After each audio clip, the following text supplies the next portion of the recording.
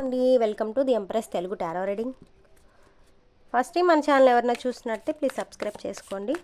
అలాగే ఈరోజు టాపిక్ వచ్చేసి మీ పర్సన్ యొక్క ఎనర్జీస్ ఆర్ మీ పర్సన్ మైండ్ సెట్ ఎలా ఉంది, అట్ ప్రజెంట్ మీ పర్సన్ మైండ్ సెట్ ఎలా ఉంది అనే దాని గురించి చూద్దామండి. మీ పర్సన్ ఆర్ మీ గురించి ఎక్కువ థింక్ చేస్తున్నారా, థర్డ్ పార్టీ గురించి ఎక్కువ థింక్ చేస్తున్నారా దాని గురించి చూద్దాం. మీ పర్సన్ యొక్క ఎనర్జీస్ అనేవి చూద్దామండి. తన లైఫ్లో సాటిస్ఫాక్షన్గా లేరంటండి. ఎక్కువ బర్డెన్ అనేది పడిపోయింది తన మీద. ఎక్కువ బాధ్యతలు అనేవి తను మోస్తున్నట్టు ఫీల్ అవుతున్నారనమాట. ఎక్కువ అంటే ప్రాబ్లమ్స్ అనేవి అంటే లైక్ తనతో ఏ మ్యాటర్ డిస్కస్ చేసినా కానీ మీరు దాన్ని సాటిస్ఫాక్షన్గా ఫీల్ అవ్వట్లేదు అనమాట. మీ మాటలకి తను అంత సాటిస్ఫాక్షన్గా లేరు. తన లైఫ్ అనేది నాకు ఇంత సంతోషంగా లేదు, నేను కోరుకున్నట్టు లేదు ఎందుకు అని చెప్పేసి తను అనుకుంటున్నారండి.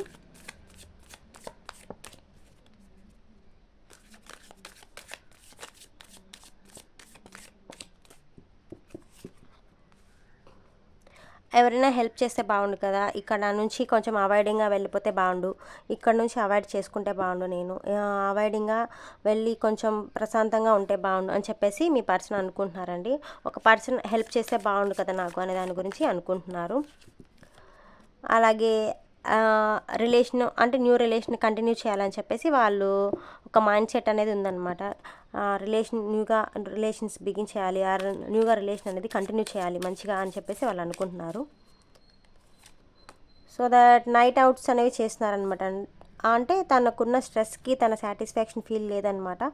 తనకు ఉన్న ఏదో బాధపడుతున్నారు మీ పర్సన్. లైక్ మీ గురించి మిమ్మల్ని మోసం చేసి వెళ్ళడం గురించి కూడా బాధపడుతుండొచ్చు. లైక్ ఇది చూసారు కదా, ఏస్ ఆఫ్ కప్ వచ్చింది. మీతో రిలేషన్ అనేది స్టార్ట్ చేయాలా అని చెప్పేసి కూడా వాళ్ళు అనుకోవచ్చు అండి. అట్ ప్రజెంట్ అంటే తను నిద్ర లేకుండా ఆడుకోవాలి, సాటిస్ఫాక్షన్గా లేదు. ఆల్రెడీ ఏంటంటే తను ఉన్న రిలేషన్లో సాటిస్ఫాక్షన్గా లేకపోవచ్చు, లేక తన కెరీర్ మీద సాటిస్ఫాక్షన్ లేకపోవచ్చు. ఎవరైనా హెల్ప్ చేస్తే బాగుండు, మీకు మీ పర్సన్కి మధ్య ఎవరైనా హెల్ప్ చేస్తే బాగుండు, మీ దగ్గరికి తను చేరుకుంటే బాగుండు అని చెప్పేసి ఒక ఆలోచన అయితే ఉందన్నమాట.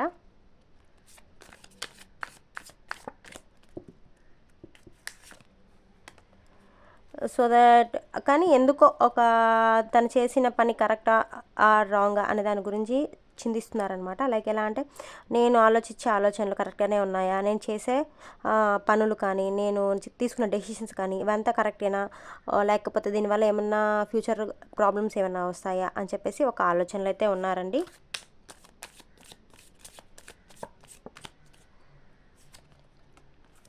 ఓకే, మీ గురించి ఎక్కువ ఆలోచిస్తున్నారు. మిమ్మల్ని ఒక ప్రిన్సెస్ లాగా తను ట్రీట్ చేయాలనుకుంటున్నారు. మీకోసం అంటే మిమ్మల్ని ఒక రాణిలాగా తను చూసుకోవాలనుకున్నారు. బట్ అది వర్కౌట్ అవ్వలేదు. ఎందుకు నేను ఇలా చేశాను, ఈ ఈ రిలేషన్ అనేది నేను ఎందుకు బ్రేక్ చేసేసి బయటికి వెళ్ళాల్సి వచ్చింది అనేసి ఒక ఆలోచనలో ఉన్నారనమాట. మీ పర్సన్ యొక్క ఎనర్జీస్ ఎలా ఉన్నాయండి. అలాగే థర్డ్ పార్టీ సిచ్యువేషన్లో మీ పర్సన్ ఎలా ఉన్నారు అనే దాని గురించి ఒకసారి కార్డ్స్ అయితే పిక్ చేద్దాము.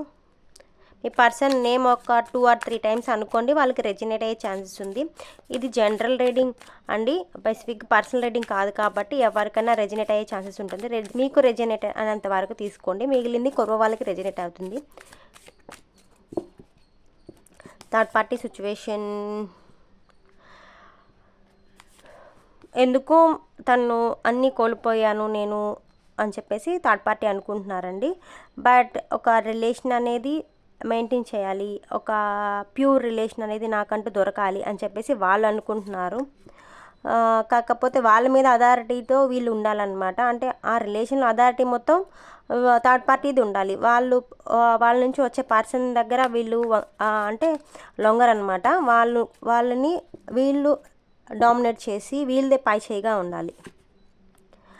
ఒక ట్రూ లవ్ నాకు ఎవరన్నా ఒక పర్సన్ ఇస్తే బాగుండు, నేను ఎన్నిసార్లని మోసపోవాలని చెప్పేసి ఉన్నారు. థర్డ్ పార్టీ ఏంటంటే మీ పర్సన్ మీ దగ్గరికి రావాలని అనుకుంటున్నారు. అది వాళ్ళకి అర్థమయ్యి వాళ్ళు బాధపడుతున్నారనమాట. ఎందుకు ఇన్ని రోజులు ఈ పర్సన్ నాతో ఉన్నారే, నాకు ట్రూగా లవ్ చేసే వాళ్ళు ఎవరైనా ఉంటే బాగుండు అని చెప్పేసి వాళ్ళు అనుకుంటున్నారనమాట.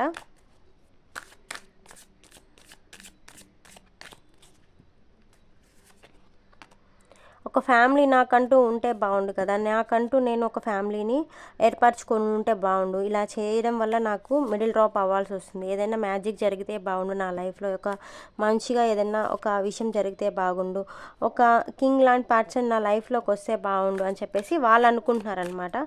ఎందుకంటే మీ పర్సన్ మీ దగ్గరికి రావాలని ఎదురు చూస్తున్నారు. వాళ్ళకి హార్ట్ బ్రేక్ చేసి మీతోని రిలేషన్ కంటిన్యూ చేయాలని మీ పర్సన్ అనుకుంటున్నారు. కాబట్టి వాళ్ళ హార్ట్ అనేది ఇప్పుడు బ్రేక్ అయింది. వాళ్ళు బాధలో ఉన్నారు. ఎందుకు?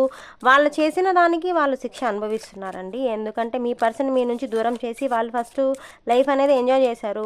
కాకపోతే మీ పర్సన్ ఏంటి, మీరు అనేది ఏంటి అని చెప్పి తెలుసుకున్నారు. కాబట్టి మీ పర్సన్ మీ దగ్గరికి రావాలని అనుకుంటున్నారు. అందుకని థర్డ్ పార్టీ హార్ట్ అనేది బ్రేక్ అయింది. నేను చేసిన తప్పే అని చెప్పేసి వాళ్ళు రియలైజేషన్కి వస్తున్నారు అనమాట. నేను ఒక పర్సన్ని ఇలా చేయడం తప్పు, ఒక ఫ్యామిలీని చేశాను కాబట్టి నాకు ఇలా అవుతుంది.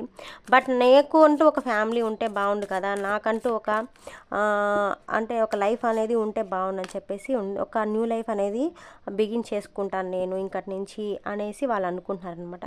థర్డ్ పార్టీ సిచ్యువేషన్ అయితే ఇలా ఉందండి. వాళ్ళకి తప్పు వాళ్ళకి అర్థమైంది. వాళ్ళు రియలైజేషన్ అనేది వాళ్ళలో వస్తుందన్నమాట. అలాగే మీ పర్సన్ మీ గురించి ఏం ఆలోచిస్తున్నారు, లైక్ మీ పర్సన్ మీ గురించి ఏం డెసిషన్ తీసుకోబోతున్నారు చూద్దామండి.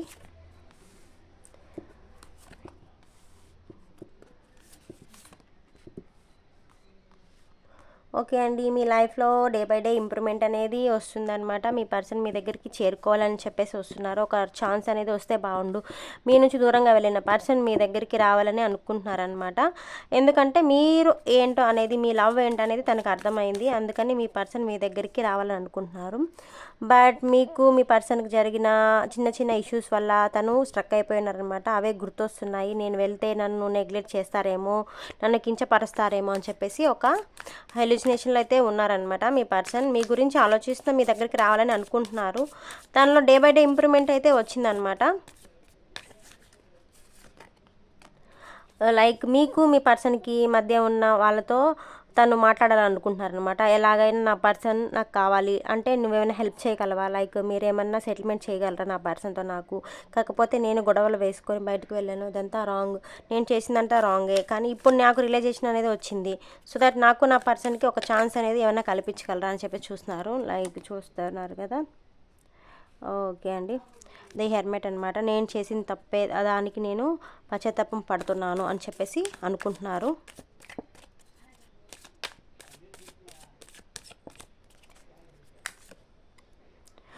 ఓకే, నా కరేజ్తో నేను డామినేట్ చేశాను, కానీ ఇప్పుడు నేను తనకి లొంగి ఉంటాను, తన దగ్గర నేను లొంగి తను ఎలా చెప్తే అలా అనేది నేను రిలేషన్ అనేది కంటిన్యూ చేస్తాను ఇంకటి నుంచి అని చెప్పేసి మీ పర్సన్ అనుకుంటున్నారండి.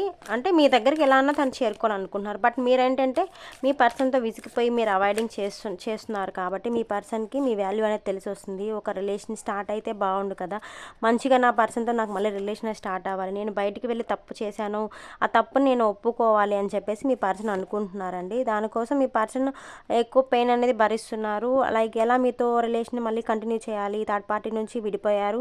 థర్డ్ పార్టీ ఇప్పుడు ఏంటంటే బాధలో ఉన్నారనమాట. వాళ్ళు చేసిన తప్పు వాళ్ళు తెలుసుకున్నారు. బట్ మీ పర్సన్ మీ దగ్గర తిరిగి రావడానికి, మీతో రిలేషన్ అనేది కంటిన్యూ చేయడానికి ఎలా మార్గాలు ఏంటి, ఎలా ఎవరైనా ఉన్నారా నా పర్సన్కి నాకు అని చెప్పి. కాకపోతే మీరు ఏంటంటే కొంచెం మీ మనసు విరిగిపోయింది కాబట్టి ఇంకా నాకు ఈ రిలేషన్ వద్దు, మళ్ళీ మోసం చేస్తారేమో అని చెప్పేసి మీరున్నారనమాట. ఓకే, దానికి నిద్ర లేకుండా ఆలోచిస్తున్నారు. మీ పర్సన్ చేసేది కరెక్టా రాంగా అనేది ఒక ఛాన్స్ అనేది వస్తే బాగుండు, ఒక చూజింగ్లో ఉన్నారనమాట. ఎందుకంటే నేను చేసిన తప్పుకి నన్ను అవాయిడింగ్ చేసిన తప్పు లేదులే, కాకపోతే నేను చేసేది కరెక్టా తప్ప అని చెప్పేసి అనుకుంటున్నారు. తను ఇంకటి నుంచి చేంజ్ అయ్యి తన లైఫ్ స్టైల్ అంతా మారిపోయి మీతో ఒక మంచి వ్యక్తిలాగా తను ఉండాలని అనుకుంటున్నారనమాట. కాకపోతే ఇప్పుడున్న లైఫ్ అంత సాటిస్ఫాక్షన్గా లేదు. ఫస్ట్ మీ పర్సన్ యొక్క ఎనర్జీస్లో కూడా ఇదే కార్డు వచ్చింది. ఎందుకంటే తన రిలేషన్ థర్డ్ పార్టీతో రిలేషన్ దానికి వర్కౌట్ అవ్వలేదు, మీ ప్రేమ దానికి అర్థమైంది. బట్ ఇప్పుడు మీ దగ్గరికి రావాలంటే మీరు అవాయిడ్ చేస్తున్నారు. అందుకని అంటే సాటిస్ఫాక్షన్ ఫీల్ అనేది లేదనమాట తన లైఫ్లో. తను చాలా బాధపడుతున్నారు. ఎన్నున్నా ఏమున్నా ఏంటి నా పర్సన్ నా దగ్గర లేదు కదా అని చెప్పేసి బాధపడుతున్నారనమాట. ఎట్ ప్రజెంట్ అంటే మీ పర్సన్ యొక్క మీ గురించి ఆలోచనలు అయితే ఇలా ఉన్నాయన్నమాట. అంటే మీ వర్క్లో మీరు అంటే బిజీగా ఉన్నారు, మిమ్మల్ని పట్టించుకోవట్లేదు, మీ పర్సన్ని మీరు పట్టించుకోవట్లేదు, తన వర్క్ తను చేసుకుంటూ వెళ్ళిపోతుంది, నన్ను పట్టించుకోవట్లేదే అని చెప్పేసి అనుకుంటున్నారు. దానికోసం ఎక్కువ స్ట్రెస్ అనేది ఫీల్ అవుతున్నారనమాట. నిద్ర లేకుండా ఉన్నారు. కాకపోతే మీ పర్సన్ మీ దగ్గరికి తిరిగి రావాలి అంటే వచ్చి మీతో రిలేషన్ అనేది కంటిన్యూ చేయాలి అని చెప్పేసి మీ మనసులో ఉన్న, కాకపోతే మీ కొంచెం ఈగో వల్ల ఏంటంటే మీ పర్సన్ మీరు యాక్సెప్ట్ చేయడానికి మీ మనసు అంగీకరించారు. మళ్ళీ మోసపోవాల్సి వస్తుందేమో, తిను నిజంగా చీట్ చేస్తున్నారేమో అని చెప్పేసి ఒక ఇదిలో మీరైతే ఉన్నారు. మీ పర్సన్ అయితే నిజంగానే మారిపోయి మీతో రిలేషన్ అనేది కంటిన్యూ చేయాలని ఉన్నారనమాట. ఓకే అండి, ఈ వీడియో మీకు నచ్చినట్టయితే లైక్ చేసి షేర్ చేసి సబ్స్క్రైబ్ చేసుకోండి. అలాగే ఎవరికైనా పర్సనల్ రీడింగ్ కావాల్సిన, టారో రీడింగ్ మీద ఇంట్రెస్ట్ ఉన్న వాట్సాప్ కాల్స్కి కానీ మెసేజ్కి కానీ రిప్లై ఇస్తాను. ఓకే అండి, థ్యాంక్ యూ.